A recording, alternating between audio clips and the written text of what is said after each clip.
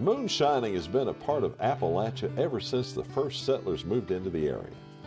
Today we're going to tell you about one of the most well-known practitioners of the fine art of shine, Popcorn Sutton. Hello folks, I'm Steve Gilley, along with Rod Mullins, and this is Stories, a History of Appalachia. Now, before we get into this fine story, be sure to go down below, click that subscribe button if you haven't done so already. Ding the bell right next to it. That way you'll get notified every time we have a new story out. And if you don't mind, give us a thumbs up, okay? You know, Steve, the name Popcorn Sutton just immediately evokes so much when you think about it. He was truly a connoisseur, a practitioner, a master of the art of making moonshine. And I've tried to say that to people a lot of times. You know, people just think moonshine, there's some people just think moonshine is moonshine, but there is an art, and there is an art form to making moonshine. And Popcorn Sutton was one of those people that was well versed in the art of making moonshine. He was indeed, had all kinds of formulas and recipes for moonshine, different kinds of moonshine, and practiced that art very well back when it was completely illegal, and made a big name for himself. Yeah, he did. And you know, the other thing about it too, he went and he said many of a time, and I don't know if we'll allude to it here in the script as we talk about it a little bit more on this podcast, but, you know, he said, it's all I've ever known. That's all he's been brought up. That's all he was brought up doing. It kind of had become second nature to him. It was the only thing he really knew what to do, I guess, in such a way, and do it right, at least by his standards and by some other people's standards. Yeah, and in fact, that's really about the only way that a lot of people in this part of the country did, because the making of whiskey was brought over from the old country, as they normally say, Northern Ireland and Germany, by the Scots, Irish, and the Germans, who had a tradition of brewing their own, which the Scots Irish call poutine. I don't know if you knew that or not. Yes, I'd heard that before. I'd heard it called that. And then, you know, I mean, the traditions, and, you know, hey, we had some battles and things early on in the history of this country, even before, you know, I guess the Revolutionary War, or after the Revolutionary War. We had some wars over this stuff about whiskey and whiskey taxes and different things like that, because that's all people were really doing. They were making this stuff because that's all they ever knew how to do. Well, not only that, it's because Appalachia at that time was very isolated. Yes. You know, they had little interference from the law. They didn't have money in there. And so taking your corn, and instead of letting it go to waste, turning it into moonshine and then trading it as a form of money was a big way to do that. In other words, you know, get some cash into a cash-poor subsistence farming economy. And that's a whole lot easier, I think you'd agree with me, Rod, to haul out jugs of liquor than bushels of corn, right? Yes, it would be. A lot easier. Well, you talked about a little bit about the Whiskey Rebellion. And we've talked about that in a previous podcast. The next moves after the Whiskey Rebellion to curb moonshining were during the Civil War. Southern states, for example, passed laws prohibiting the use of grains for anything besides food, obviously because of the war. And that outlawed home distilleries, but they couldn't really stop it. After the Civil War, the feds again levied a tax on home stills, but that was ignored during the chaos of Reconstruction. But by the 1870s, it began being enforced. You know, Stephen, a lot of those people, many of those people, were arrested in the early days. They were unaware of the fact. They were unaware of anything, that home brewing was illegal. I mean, you know, to some degree or another, you can still kind of, I know I've heard about it at least in Foxfire books or things like that, that you can make some on the stove, and you've been able to do that sort of thing. But these people did not understand. They were doing the home brewing and everything, and then they were told it was illegal, and they couldn't understand why they didn't have the right to make a little bit of liquor. Well, you know, this didn't last long, though, because the tax soon bred informers, vengeance raids, moonshining clans that ruled the entire counties and, you know, sometimes areas of maybe one of the states or the colonies or something like that, and shootouts with, of all people, the tax collectors coming to collect taxes, or at least get their unfair share. The sides in this conflict were not always clear-cut. You know, moonshiners would also inform on each other to kind of gain their rivals' market, to kind of gain an upper hand. But Usually, the war ended up in some sort of a draw. The Moonshiners, though, they couldn't get entirely the revenuers out of the mountains whatsoever. And the revenuers couldn't exactly stop the Moonshiners as well. So it gave rise to the myth of Moonshiners as strong individualists unwilling to submit to outside authority. I guess that kind of lends another one of those terms or terminology the outside world to Appalachia thinks about people inside of the mountains of Appalachia, just that independent resistance to outside authority. Yeah, it does. And moonshining continued. It had a renaissance during Prohibition, as you can imagine, with the laws against any alcohol of any kind. Liquor shipped to Chicago or other big cities, moonshine. And running moonshine actually became a sport, really, with stock car racing developing during this time. Yeah. And after Prohibition came the Great Depression. And moonshining continued simply as a way to earn some of that cash. It boomed during this time. Well, in the 1950s, the price of sugar tripled, forcing most all of the moonshiners out of business. And, Rod, that gets us to the subject of today's podcast, the most media-savvy moonshiner of all, Popcorn Sutton. Wow. Now, Popcorn was born, well, he wasn't born as Popcorn. His name was Marvin Sutton. He was born October 5th, 1946, to Vader and Bonnie Sutton in Maggie Valley, North Carolina. Sutton came from a long line of Suttons who worked stills in the Appalachian Mountains. According to one story told by Popcorn's father, Mitch, once sold a case of liquor to a man on credit. When the man refused to pay, Mitch Sutton took him to court in Haywood County, North Carolina, and won his money and 30 days in jail for brewing and selling the stuff to begin with. Well, no doubt about it. Marvin earned the name Popcorn by breaking a popcorn making machine in a bar, according to his daughter Sky Sutton, who has written a book about her famous father. Now, Sutton learned moonshining from his daddy, Vader, and started making his own shine and selling it in the early 70s. And that's when he had his first run-in with the law, because in 1975, he was convicted of selling, you guessed it, untaxed liquor. In 1981, Sutton was convicted and sentenced in the Haywood County Superior Court in North Carolina for felony possession of a controlled substance and received a 5-year sentence. Now, that's not all, though. In 1985, Sutton was again convicted and sentenced in the Haywood County Superior Court in the state of North Carolina for felony assault with a deadly weapon with intent to kill. Well, Sutton received a 3-year sentence, but the thing was, Steve, there was something about Popcorn that just set him apart from the other moonshiners that, he knew how to market himself, didn't he? Oh, yeah, Rod. Where other men would dress like, everyone else, Popcorn made it a point to dress so as to appear the way he thought the world would imagine a moonshiner from Appalachia would look like, sporting faded bibbed overalls, old boots, and a long scraggly beard with a thick mountain accent. He made himself into the perfect stereotype of a hillbilly moonshiner. That was all topped off with the old car that he drove. I mean, really old car, like from the 20s or 30s, if I'm not mistaken. Anyway, Sutton also wrote an autobiography, Me and My Liquor, and sold it, as well as a video, The Last Damn Run of Liquor I'll Ever Make, and liquor spelled L-I-K-K-E-R, by the way. That was sold in souvenir shops in Maggie Valley.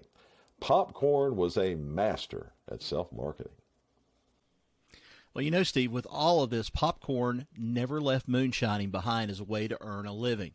Now, like others did, NASCAR driver, former moonshine runner, Junior Johnson, but as a result, Sutton was arrested for moonshining in the 1980s and then again, of all times, in 2007, when he was busted by ATF agents for 850 gallons of moonshine stored in an old bus on property, his property that is, in Cocke County, Tennessee. Here's what happened according to the federal criminal complaint.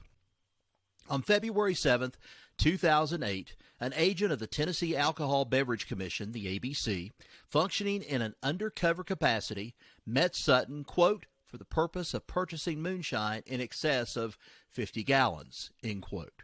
Now, the undercover agent initially met Sutton at his Parrotsville residence and engaged Sutton in a conversation, according to the complaint.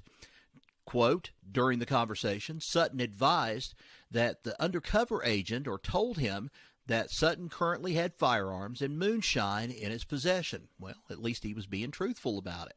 Well, the complaint said also that Sutton also advised the agent that he had been engaged in the business of manufacturing and distributing moonshine for many years. Steve, after that conversation, the agent just simply loaded up a few gallons of moonshine in his vehicle and then was taken to 127 Loftus Road, Parrotsville, by Sutton. And that's where the action got a little bit more intriguing, didn't it? Yeah, while at the Loftus Road location, the agent, Sutton, and an individual identified as Billy, later actually identified as Billy Hucks, loaded approximately 80 acres of moonshine into the agent's vehicle, according to the complaint. During a conversation at the Loftus Road locations, Sutton allegedly told the agent that several individuals had recently each acquired in excess of 50 gallons of moonshine from him. On February 14, 2008, Valentine's Day, an agent of the Alcoholic Beverage Commission, acting in an undercover capacity, was shown by Sutton, quote, a Star 380 caliber pistol and an unknown manufactured revolver in .38 caliber, end quote. And also on that date, Sutton and the undercover agent loaded about 100 gallons of moonshine into the agent's vehicle. On February 28th, the undercover agent again met Sutton at his Parrotsville residence. On that date, according to the affidavit, the agent, Sutton, and an individual who identified himself as Billy Hucks loaded approximately 100 gallons of moonshine into the agent's vehicle. Now, the affidavit filed in support of the criminal complaint alleged during the week of March 3, 2008, the undercover agent had a phone conversation with Sutton in which Sutton told him that he had conducted a count of all moonshine that he, Sutton, currently had available to sell. Sutton advised that he had 500 gallons in Tennessee and 400 gallons in Maggie Valley, North Carolina, the criminal complaint said. But we're not done. On March 12th, Sutton took the undercover agent to the Loftus Road location and showed the agent that he had 500 gallons of moonshine in a storage building there, according to the complaint. On that same day, Sutton and Hucks took the undercover agent to a barn located off Scott Pond Road in Parrotsville, according to the complaint. Inside the barn were 3 moonshine stills, according to the federal criminal complaint. The undercover agent estimated that the smallest of the stills was 500 gallons, and the largest was twice that capacity. 2 of the stills were operating, and the third still was being prepared for cooking. Whew, that's a lot of shine. That is a lot of shine, but I tell you, in the past, popcorn would appear in Cocke County Sessions or criminal court and would be placed on probation, just easy enough, and released, going right back to moonshining. This time, though, it was different. And, I'm just going to give a little bit of a personal note out of this. I think more than anything else, it was a purposeful setup was what it was. And they were after him big time because he had been getting by so many times before, and somebody wanted to put an end to it. But I digress. I'm at least giving my personal opinion about it. But, this time, like I said, was different. And Popcorn faced a trial in federal court in East Tennessee. Now, you'd think that, he'd be an instant celebrity, and he probably was considered to be an instant celebrity to that degree. But he was convicted in 2008 and then sentenced to 18 months in federal prison. But Popcorn vowed that he would never serve a day in prison, and he was true to his word, because on Monday, March 16, 2009, Popcorn climbed into his green Ford Fairlane, classic car, by the way, which he called his 3-jug car, due to giving 3 jugs of whiskey for it, attached a hose from the exhaust, and ran it into the car. And he died of carbon monoxide poisoning 5 days before he was set to begin his sentence. He had also been battling cancer at the time and had left behind an oak casket in his bedroom, which had a set of plastic flowers and a shovel to dig his grave with. But, Steve, that's not the end of our story, though. No, it's not. You see, Popcorn had 12 kids, all by different women. He had married his wife Pam about 2 years before his death, and, well, that's where the trouble started. Sutton was buried very quietly in North Carolina next to his mom and his dad, but according to his wife, vandals had been visiting and stealing the grave markers as souvenirs. That's when Pam Sutton had the body exhumed and moved to their property in Parrotsville in Cocke County in style. There was a large public memorial service. Popcorn's body was placed in a fine horse-drawn carriage and taken to his new grave on his property with pomp and circumstance. And that's where he was reburied with his hand-picked grave marker, which reads, and I'm going to say this, so this may not be safe for work or kids, Popcorn says, there you go. Well, according to his daughter, Sky, the children feel that the body was stolen from one place in the world that Popcorn specifically stated that he wanted to be, next to his parents, and that this was done for none other than his wife's profit. Well, in fact, the children only learned about the exhumation when the memorial and reburial was broadcast on television, of all things, and that there had been no vandalism at the original North Carolina gravesite. Another Sutton daughter, Regina Sutton Chenault, an Alaska surgeon, filed suit against her stepmother about Popcorn's death in federal court over the rights to the book Me and My Liquor, spelled Likker, each claiming the right to publish. According to her complaint, Popcorn Sutton wrote the book with help from author Ernestine Upchurch, and with whom he'd lived in Maggie Valley, North Carolina in the 1990s. Upchurch obtained a copyright to the book from the U.S. Copyright Office days after Popcorn's death. Sutton, having failed to do so during his life, then assigned her copyright to Regina Chenault in October of 2009. Summary judgment was granted in favor of Miss Chenault in 2014, and she now owns the rights to the book. But Popcorn's widow isn't out in the cold, just in case you were worried about that. On November 9th, 2010, Pam Sutton formed a partnership with Hank Williams Jr. to manufacture whiskey using Popcorn's recipe to be sold legally as Popcorn Sutton's Tennessee White Whiskey. Based in Newport, Tennessee, as Popcorn Sutton Distilling, the company would initially distribute Popcorn Sutton's Tennessee White Whiskey in Tennessee and throughout the Southeast. The copper stills for its production were made by Vendome Copper and Brass in Louisville, Kentucky. And all's well, right? No. On October 25th, 2013, Jack Daniels sued the distiller of Popcorn Sutton's whiskey, claiming copyright infringement because of its bottle and label design, saying it looked too much like their own. Jack Daniels' lawyers demanded that Popcorn Sutton's existing bottles be taken off the market immediately and that all profits from the sales from those bottles be turned over to Jack Daniels. In the end, the suit was settled with undisclosed terms in 2014, and a new distillery was opened in Newport. In December 2016, the Popcorn Sutton Distillery was sold to the Sazerac Company, only the distillery and not the brands. Those still owned by Popcorn Sutton Distilling, LLC, based not in Tennessee, not in North Carolina, but in Ohio. Wow. You know, Steve, it's something interesting about this whole thing, too, and it tells us, Popcorn Sutton, again, he had gone through this whole thing. He had been making, liquor, Likker, for most of his life. But you know what? It also goes to show you, and I think that you're starting to see this a little bit more. There's a lot of places that are just all of a sudden popping up, and they're saying, we're a distillery, and we're doing this, and we're doing that. But, folks, I'm going to tell you something. It's a lot harder than you think to just become a distillery and to run things a certain way. And, part of that is from watching some of the television shows that they've had on there before. Moonshiners is one of them they've had on there. There are so many regulations and so many things that you have to abide by. And you think, I'm getting by scot-free with this and stuff. I'm going to make money like Popcorn Sutton. It's not that way.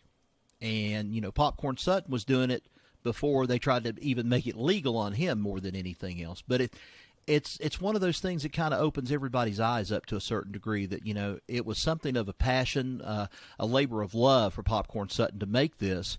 And, you know, they took that away from him. They tried every way in the world to take it away from him, and especially the the feds. That's what they tried to do more than anything else. And he promised them he wouldn't serve a day in jail, and he didn't. Yeah, that's true. And it just goes to show that even though you can be an entrepreneur and a marketer, if you're doing something illegal, you know, it's going to come back and bite you. Yeah. The ironic thing is that since he passed away, you can do this legally. Mm-hmm. Yeah. So he kind of missed out on that. Of course, if he had cancer, I guess right. It could be that he just decided it's not going to work. He wouldn't make it through prison anyway. Well, you know, one of my kids in one of my classes said to me today, and before we recorded this, he said, you know, why does it seem like that artists and people that are creative and everything else, it seems like they're more popular and they make more money after they're dead than they do when they're living? Mm-hmm. And I told him, I said, yeah, I understand. And now that we've done this podcast on Popcorn Sutton, it makes me even realize even more. He was truly unique at the art form that he created, just like Ernest Hemingway and some of these other writers that, you know, didn't make a whole lot of money at first, but then after they passed on, you know, they became instant hits. Popcorn Sutton was a hit before, but he became an even bigger hit because it was just such a legend of Popcorn Sutton. Yeah, true. And folks, that's the story of Appalachia's most well-known modern-day moonshiner, Popcorn Sutton. Another bit of the history of this place we call home, Appalachia. Thanks for listening. Now, again, be sure to go down below and click that subscribe button, ding the bell to make sure you get notice every time we put out a new story, and give us a thumbs up if you don't mind. Till next we meet, y'all take care. So long, everybody. So long.